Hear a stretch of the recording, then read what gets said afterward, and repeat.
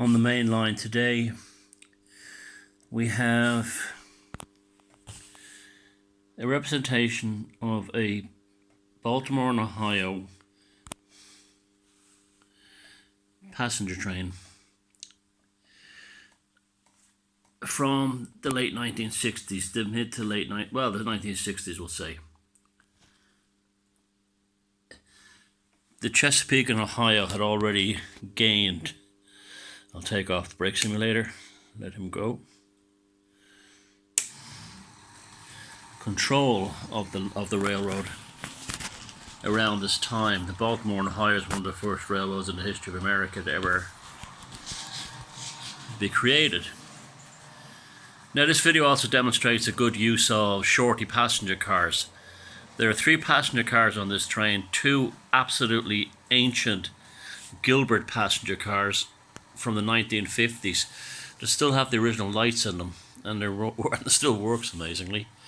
It's being hauled by an Atlas FP9, so it's a passenger version of an F unit. And then we have right behind that an express boxcar. Now this is really what kept the railroads in America in the passenger business towards the end, before Amtrak, whereas they had a contract to haul mail, US mail. They hauled. Let's zoom in there. They hauled. Let me stop up there. There we go. Okay. Zoom in anymore? Yeah.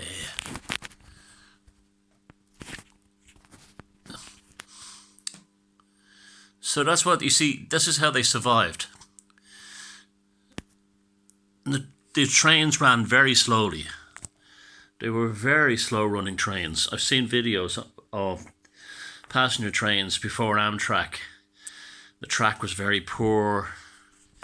And the railroads and the employees of the railroads, to their credit, did the best they could to keep schedules and trains running.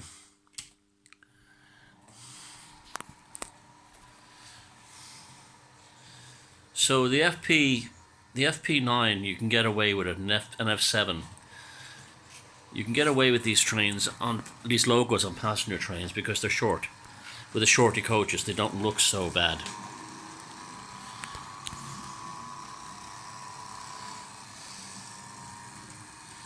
If that was an E unit, it would look, granted it would look ridiculous.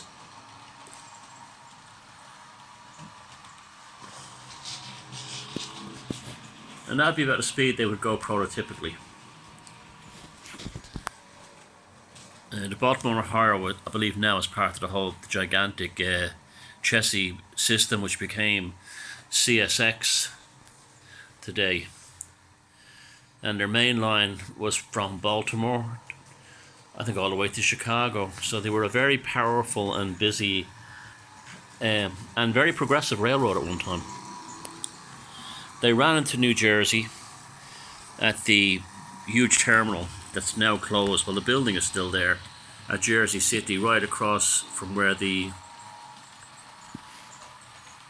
World Trade Center used to be. And I went to model train shows there back in the day, and the view of Lower Manhattan from that terminal was incredible. So they ran into there, but they also at one time, I believe, ran into Staten Island, into Georgetown and Staten Island, where the Staten Island ferry leads from. And the Staten Island Railway begins, which is basically part of the MTA, a subway. It's a subway line now. But there's still a fair bit of freight activity as well as passenger activity on Staten Island, which is one of the 5 boroughs of the United States, of New York.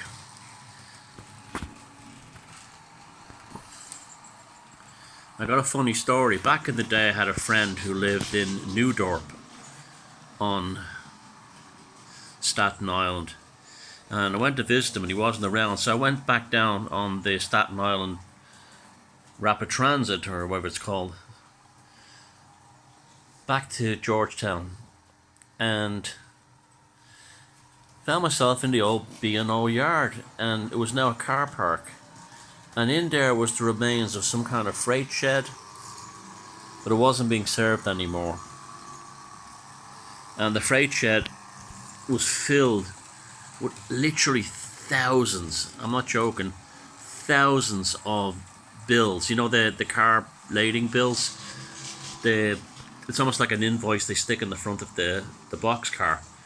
But they were all from the 1970s, and there must have been tens of thousands of them, which shows you there was still a huge amount of freight being delivered to there on the Baltimore and Ohio, even in the 70s. It seemed to be anything but a recession was going on. So these are the kind of passenger trains towards the end they ran.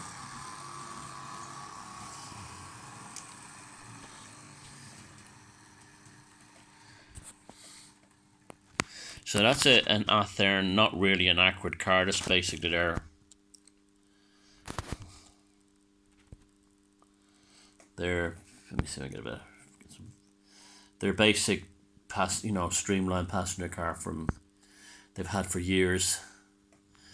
And that's a Gilbert car, and that's a Gilbert car with a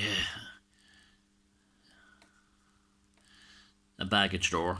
I think this one here is a semi-restaurant. So you've got a restaurant car, you've got a standard seating car, you've got a car with seating and luggage, and you've got an express railway car that would have had passenger trucks on it, and at the front the FP9. So that's it, the final days of the Baltimore and Ohio passenger cars, and how you can get away with using shorty passenger cars. If you have the right locomotive, it would not look right with an E9 or an E8, but with an F7, and you just about get away with an FP7.